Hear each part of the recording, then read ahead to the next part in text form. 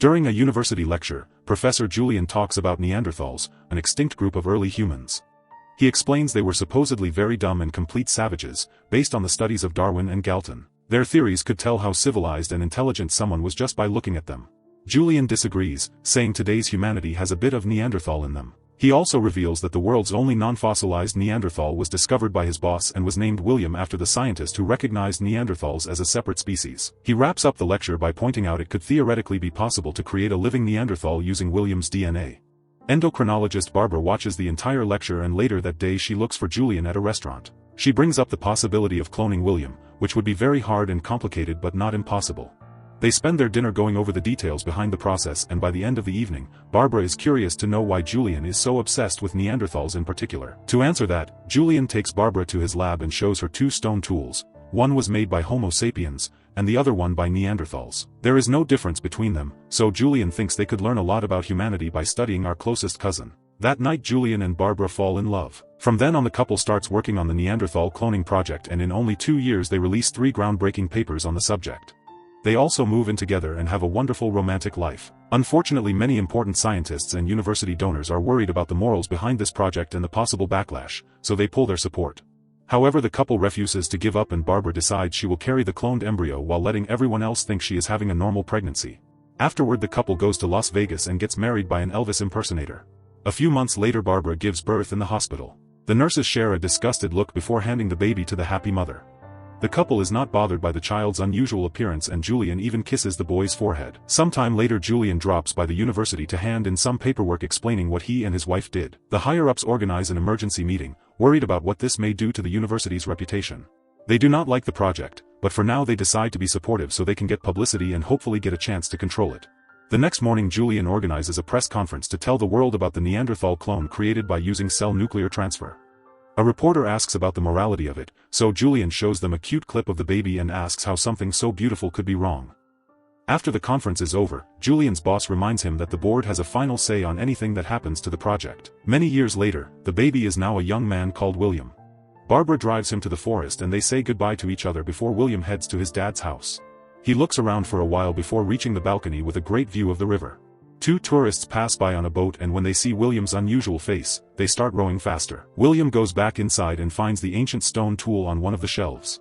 Suddenly he is startled by a noise, but it is only his new tutor Sarah. She explains Julian is at work, and William cannot help feeling a bit awkward around a stranger. That night Julian joins them for dinner, and Sarah notices William eats a lot, so Julian explains that William's metabolism is different and requires more calories than the average person. After dinner, Julian tells William he is proud of him for following his dreams. The next day Sarah helps William with his studies and shares that she is still working on finishing her dissertation. William is very good at math, but English is a bit tough for him because he does not like metaphors, which he sees as lies. Meanwhile, in the university, Julian tells his class about his project. When it all started, they had protesters showing up every day since they saw cloning as wrong and a sin against God. However, William grew up as a normal kid under the loving care of Julian and Barbara, so the protesters stopped coming. The news stopped talking about him too, since they did not have any interesting stories about savage cavemen. Theories say that Homo sapiens drove Neanderthals to extinction with superior intellect, but after years of studying his son, Julian does not agree with that theory anymore. William started to talk earlier than most children and developed faster. He also showed equal or even greater intelligence than his peers. One day William got sick and no medicine was working on him, but just being near his mother helped him get better. It turns out his immune system is very strong and adapts fast, which promises incredible medical possibilities. After his class is over, Julian remembers the day he and Barbara broke up. William had been growing up inside a lab, but Barbara wanted him to be free and have a normal life. However, Julian kept seeing William as an experiment and reminded Barbara that he was not really her son. That comment really hurt Barbara, so she finally left Julian for good. Afterward, she got permission from the university board to leave with William. They moved to a new house and William was excited to have his own room. Barbara got a job at the clinic but would still do research part-time, and Julian would visit them often. The couple still worked together to find William a good school and had to speak up when the principal said the boy was not fully human. Thankfully, William had a great time at school and quickly made a best friend. Julian visited him as promised and they would play games outside, enjoying William's new freedom. In the present, William is using his break to exercise, which shows his great strength.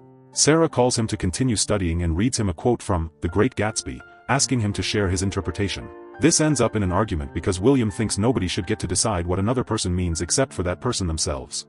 Another flashback shows William riding his bike down the road when a group of older kids spotted him. They called him Caveman to mock him and started chasing after him. At first it looked like William would get away, but he accidentally crashed his bike against the bridge and had to continue on foot. When the other boys tried to grab him, William pushed 2 of them to the ground and hurt the hand of the third. Later at the police station, the kid's mother kept saying William was dangerous and wanted him locked up, but the officer just sent everyone home because he could not act on just some children having a little fight. When they went home, Barbara told William to walk away whenever someone mocked him to stay out of trouble. Then William looked up his name on the internet and found all the articles about his birth, not to mention the protests. Reading about Neanderthals showed that everyone believed them to be savages. Eventually Barbara started seeing a new man and Julian stopped staying for dinner during his visits.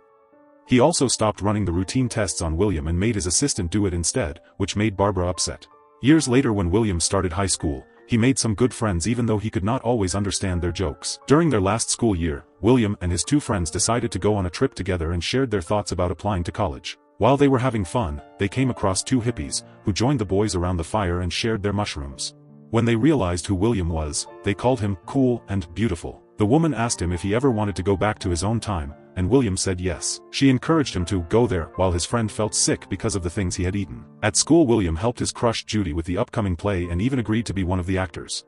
The night of the show, William played Judy's love interest and got his first kiss as part of the story. However, when he tried to kiss Judy again behind the curtain, she turned him down. The play was a success but William was heartbroken because it never meant anything to Judy.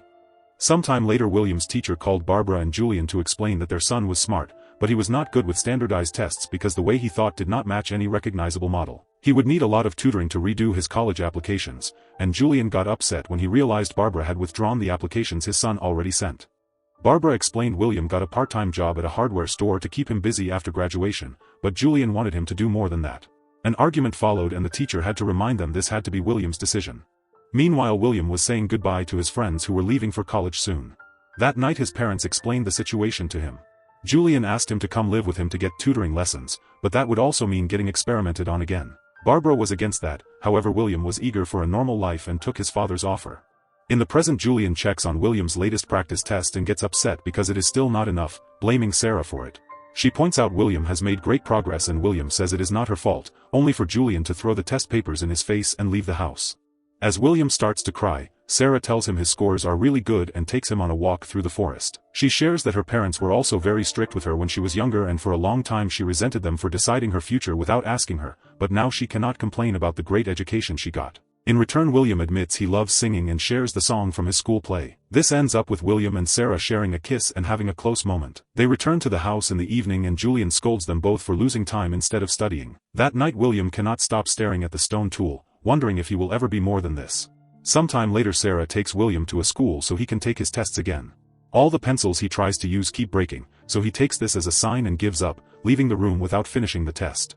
Then he goes to the store to get a drink and 2 girls laugh at him, so the clerk stands up for him by calling out their rude behavior. After a long walk, William goes to the university to see Godwin, the woman who found the Neanderthal remains. She takes him to her lab to see the preserved remains, which are being kept in a special case for conservation. William cannot stop looking at the remains from every angle and even thinks the person may be smiling. Godwin explains they do not know how he passed away because there are no wounds or signs of illness. As for theories, she thinks that Homo sapiens developed the ability to create and believe narratives, and those stories could bring groups together in large numbers. Those superior numbers forced the Neanderthals into a less advantageous habitat, which eventually caused them to fade out. When William asks about the stories, Godwin tells him it includes everything from religion to political systems, but also family stories. All the things people would go to war and sacrifice everything for. William cannot understand how believing in things made Homo sapiens more advanced and thinks superior numbers are the only reason why Neanderthals were driven to extinction. He announces he does not belong here, and neither does the man in the case. Godwin tries to convince him he has a place, but William just walks away. Meanwhile Sarah is searching for William and cannot find him anywhere, so she gets Barbara to help her. Moments later William sneaks into Julian's lecture and interrupts it when his father keeps referring to his son's life as his work. William calls the experiment a failure and Julian corrects him, saying it is William who is a failure. A devastated William runs away and Julian goes after him to apologize, saying William provoked him by embarrassing him in front of the class. William responds that Julian embarrassed himself and that he is not his real father, causing an angry Julian to strike him for it.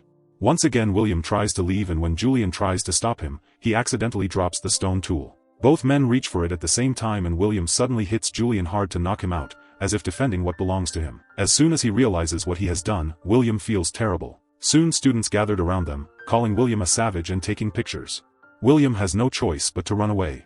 Moments later Barbara finds an unconscious Julian and calls Sarah to warn her that the authorities are looking for William.